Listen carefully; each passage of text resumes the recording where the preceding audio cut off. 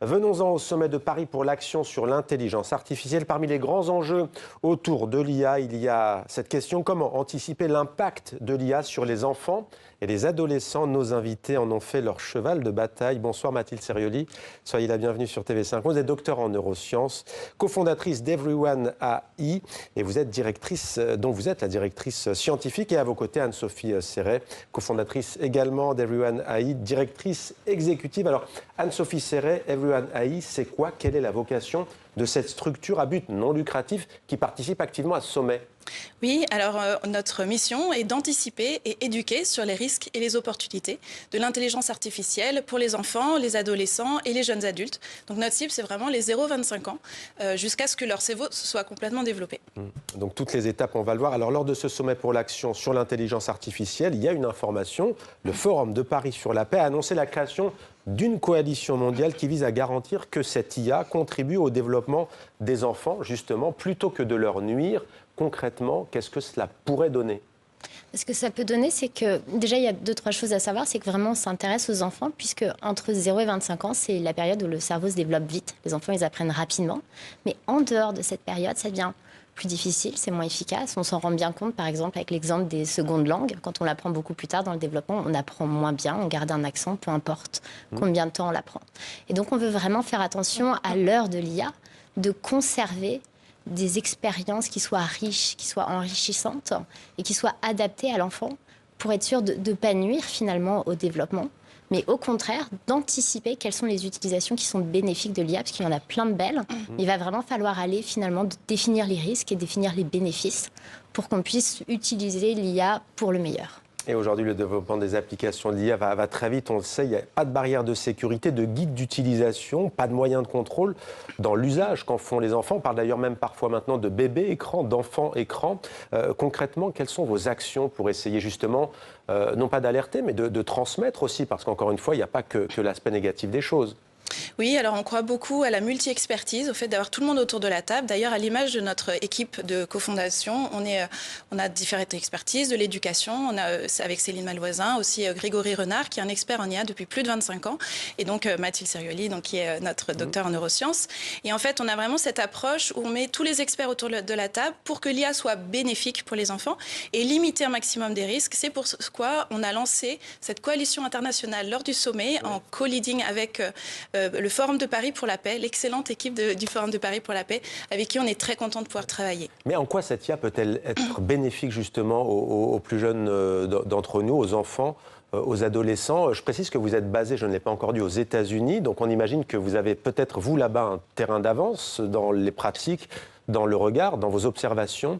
En quoi elle peut être bénéfique? Exactement, on est vraiment au cœur du réacteur et c'est notre force, c'est qu'on peut vraiment anticiper. C'est tout le travail qu'on veut faire. C'est plutôt que d'attendre d'avoir des effets qui pourraient potentiellement être délétères. C'est agir en amont, essayer de comprendre là où elle peut être vraiment bénéfique et aller aider les concepteurs de produits à leur dire mais voilà, quand vous faites de l'IA, c'est ça qu'il faut développer comme produit, donc notamment dans l'éducation. Oui, on parle de personnalisation dans l'éducation grâce à l'IA et on va vraiment pouvoir faire des belles choses. Mais ça ressemble à quoi une bonne app? Comment on personnalise correctement? Comment on adapte à l'enfant?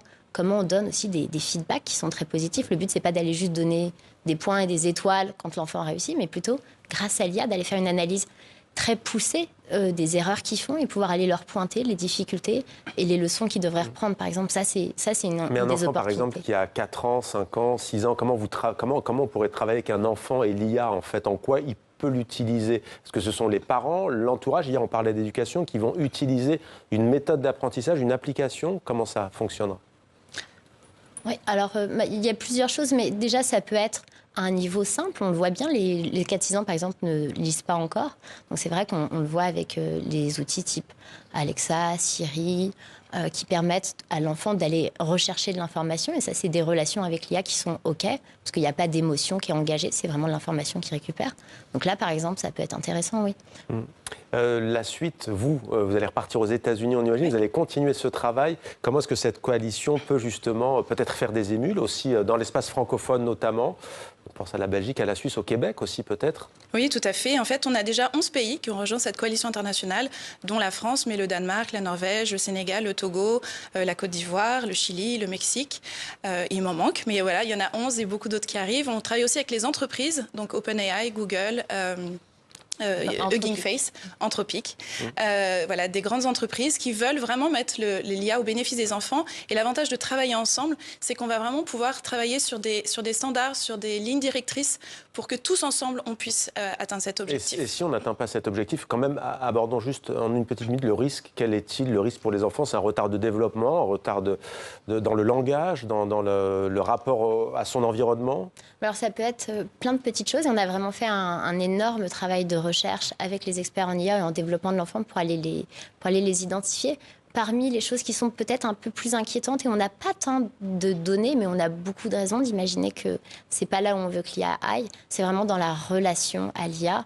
On parle souvent de compagnon IA, d'amis IA. Un ami, c'est pas ça. Un ami, c'est une relation 2 à 2. Et on veut être sûr qu'à l'âge où ils sont en train de construire ces compétences sociales, où ils apprennent à être avec l'autre, à être frustrés, à devoir prendre leur tour, ils ont en fait des vraies relations qui permettent de faire ça dans ces fenêtres d'opportunités vraiment dans le développement. Donc c'est ça tout l'enjeu. Et qu'à côté de ça, il y a le sport, il y a la lecture notamment, il y a plein d'autres activités et il n'y a pas que l'IA. Merci beaucoup à toutes les deux d'être venues sur notre plateau, Mathilde Serioli et Anne-Sophie Serré. Merci beaucoup. Merci. On poursuit d'ailleurs, puisque j'imagine que l'information ne vous a pas échappé. Outre celle que vous nous avez donnée, il y a une autre information, c'est la signature d'un texte avec la France notamment, la Chine et l'Inde aussi qui coprésidaient ce forum. Londres en revanche et Washington n'ont pas voulu parapher ce texte. Les précisions de Florent Krebseg. L'organisation du sommet parisien ne s'attendait pas à un communiqué final décisif pour l'avenir de l'humanité et celui de l'intelligence artificielle. Deux logiques sur cette question ne cessent de s'affronter. Il y a ceux qui défendent la régulation de l'IA, les garde-fous, les normes. Il est nécessaire de déployer des efforts collectifs pour mettre en place une gouvernance et des normes qui respectent nos valeurs communes, traitent les risques et renforcent la confiance. Et puis ceux qui ne veulent surtout pas entendre parler de règles. Bon nombre de nos entreprises sont obligées de se conformer à la loi européenne qu'elle a créée en matière de retrait de contenu et de contrôle des soi-disant fausses informations.